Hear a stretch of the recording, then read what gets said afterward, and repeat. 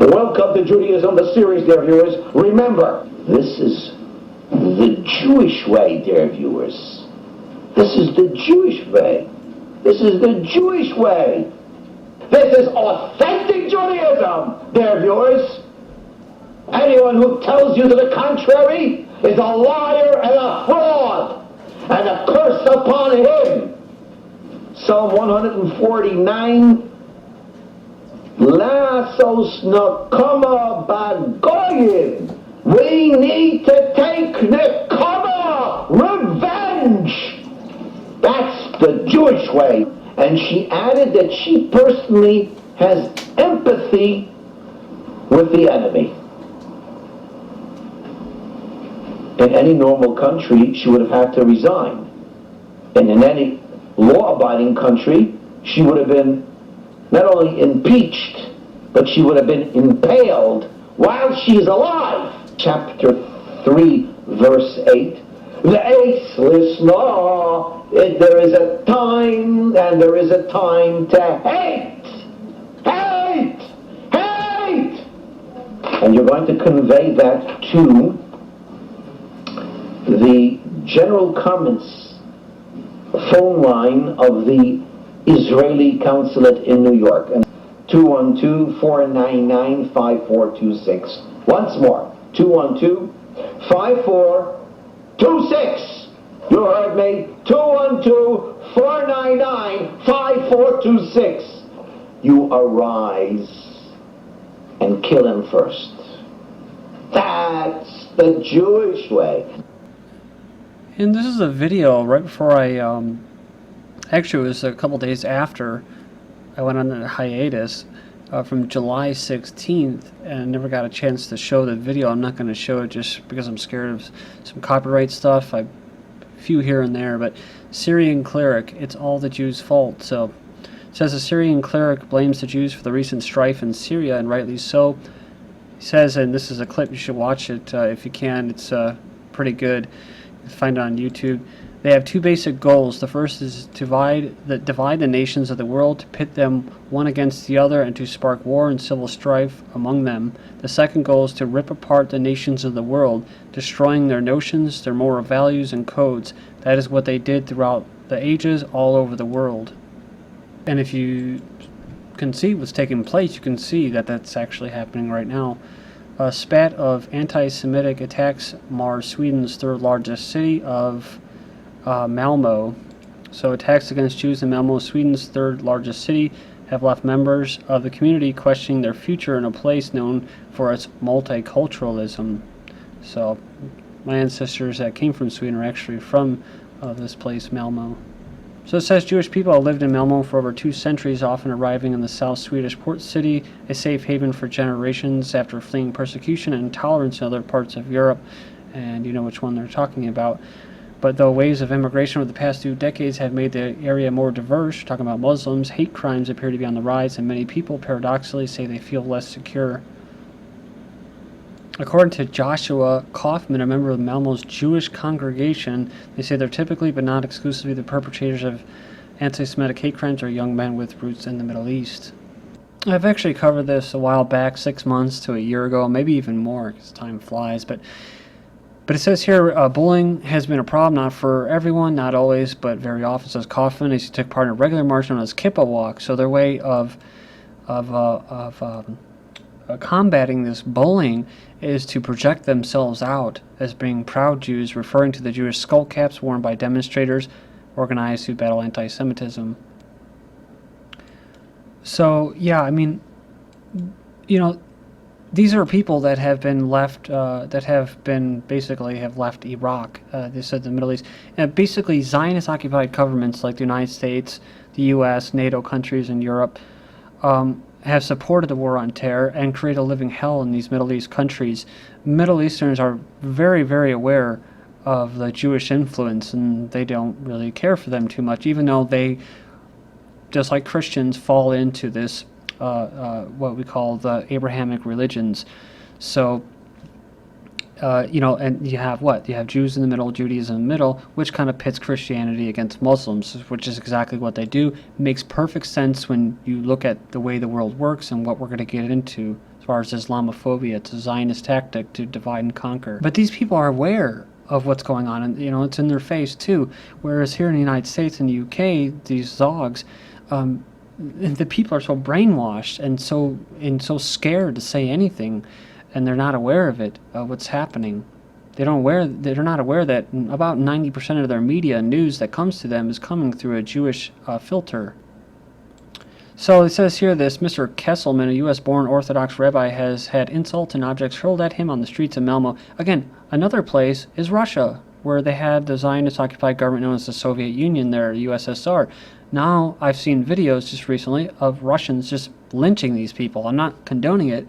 This violence. It's just people need to become aware that people that have been victimized by this small group of people who want a world run by them. I don't know if I'll ever get it, but they call it Jewish supremacism. Oh, that's what I call it, Jewish supremacism. They call it Zionism. So if you're anti-Semitic, you're anti-Jewish supremacism. They play all these word games, all these head games. They're very intelligent people, which is why they're so successful. Like in Russia, you'll see them, tracking these people down because they know firsthand what the Bolsheviks brought. They were 90+% Jews, and they were extremists. The NKVD. I mean, these people were ruthless. So he talks about how he's had rocks thrown at him. He says he insists on staying. It's a little hard to explain. My wife and I have made Melmore our project. It's a weird word to use. We feel a sense of responsibility for Jewish life here. And it goes in there and talks about there's around 2,000 of them in the city, with 600 that are members of the synagogue. So in other words, they use their religion, Judaism, their religion, as a kind of a scapegoat to entrench themselves in the financial doings of the city, of the ethnic people that live there. In this case, the Swedes, right? So these people came from Khazar. They had Christianity or Islam. They chose Judaism, so that's what they had. Then they left Khazar because they were run out of there. They went to Germany, Bavaria. They took on a lot of German names. We're Germans. Well, ethnically, no, they weren't. They were outsiders. They turned Germany into a cesspool. Eventually, they were kicked out. So they go to places like this, and you'd be surprised that they don't just take on the name Kesselmanson, right? Like a traditional Swedish name. So, that's funny that he says they got a nice little project going there. Former Israeli intelligence operatives now working for hedge funds. A company staffed with former operatives for Israel's top intelligence agencies and founded with the help of former head of Mossad is being used by hedge funds looking for an edge in the financial market. Go Home Illegal Immigrants campaign may spread UK-wide. The British government says that a controversial billboard scheme commanding illegal immigrants to go home or face arrest is working, adding that the campaign, termed stupid and offensive, could be extended nationwide. So basically this policy, they say, is more effective than seeking immigrants out, arresting them and subsequently removing them by force. British immigration minister said that this is an alternative to being led away in handcuffs. So this is probably to stoke Islamophobia, because that's really what they're talking about. There's people that are not for open immigration, like in the United States. For us, it used to be Hispanics, but now it's others as well. But it's not as much anymore because America's economy is kind of shit. But for like in Sweden in particular, and in other countries like in Britain, they tend to import people from Mideastern countries that they've bombed and displaced all these refugees, and these people want to go somewhere else, and so they go there and they use them for cheap labor. So you see how this works, and of course it subverts the culture, makes them more easily exploited and able to divide and conquer. A conservative London mayor said legal immigrants have every opportunity to make their case to remain in Britain.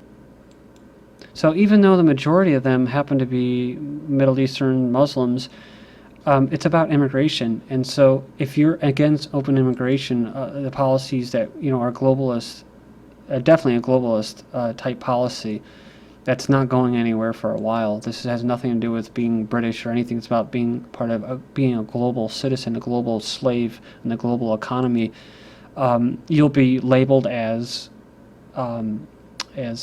basically Islamophobic. So British government lacks political will to fight Islamophobia. Rome protests Nazi war criminals' 100th birthday celebration. Scores of protesters took to the streets of Rome to challenge 100th birthday celebrations of former SS captain Eric Priebke, who jointly led one of Italy's worst wartime massacres in which over 300 civilians died. He's living under house arrest.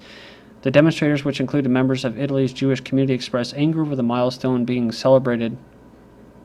The rally was organized by a Jewish group, Project Dreyfus, in the presence of numerous Israeli flags was visible. A large sign was displayed recalling the names of each victim. We are here because there is still a free Nazi, a Nazi hangman who should be in jail, who was sentenced to life imprisonment and instead is here. U.S. pays public benefits to suspected Nazi war criminals. At least 10 suspected Nazi war criminals are ordered deported by the U.S., never left the country, and 4 living in the U.S. today all remain eligible for public benefits such as Social Security. So, interesting. Why are they here? Because the U.S. government needed them for some reason, so they used them. Some call it Project Paperclip. But if you ask me personally, I think the United States was on the wrong side of the war as far as World War II goes. I think Charles Lindbergh and others made a pretty good case for that. George Patton, you see of all these people that spoke up, very, very bad things happened to them. July 31st, you see this, all this Nazi stuff for some reason in the news, so I figured I'd cover it. Because to me personally, you could say, oh, you're a sympathizer. To me personally, I think World War II is a big, big part in history that defined what we're living through today.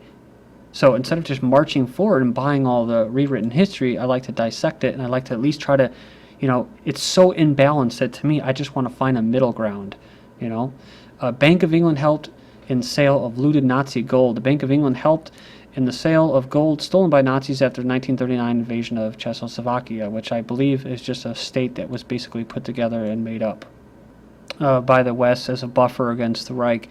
You have to remember the Bank of England, ever since the 1800s, in England itself is run by the Rothschild Jewish banking families. So you talk about gold and fraud.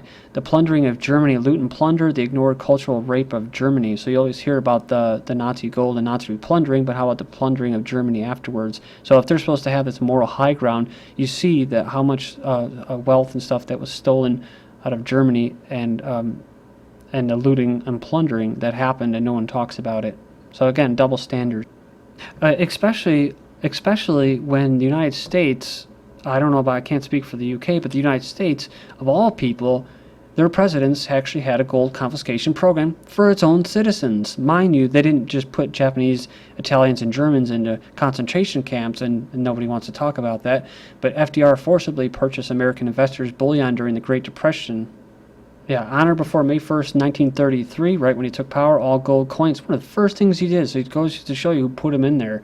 Gold coin, gold bullion, and gold certificates now owned by them to a Federal Reserve Bank branch.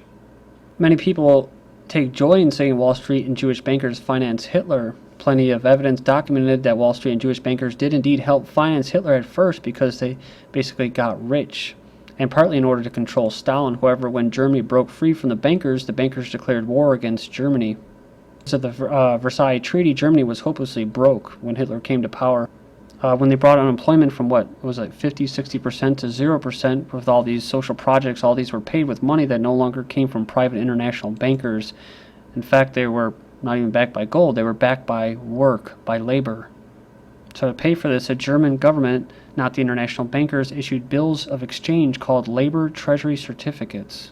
Under National Socialist Germany, money wasn't backed by gold, which was owned by the international bankers. It was essentially a receipt for labor and materials delivered to the government. I guess he said for every mark issued were required the equivalent of a mark's worth of work done or goods produced. In the news, on July 29th, Hitler engraved bell sparks furor in Austria. The Austrian government is scrambling to explain how it failed to notice a castle it recently sold features a bell honoring Adolf Hitler as the unifier and Führer of all Germans. So I guess they're not apologists enough. Never mind the fact that it was a pretty well-known consensus inside Austria that they wanted to reunify with Germany for a long time, that over 99% favored joining Austria, and that's what they did. They voted. A recent survey found over 40% of Austrians think life under Hitler was not all that bad. Germany still is paying $1 billion for home care of aging Holocaust victims. South Korean court tells Japanese company to pay for forced labor from World War II. This is GGN, and I'm Darko. Thank you.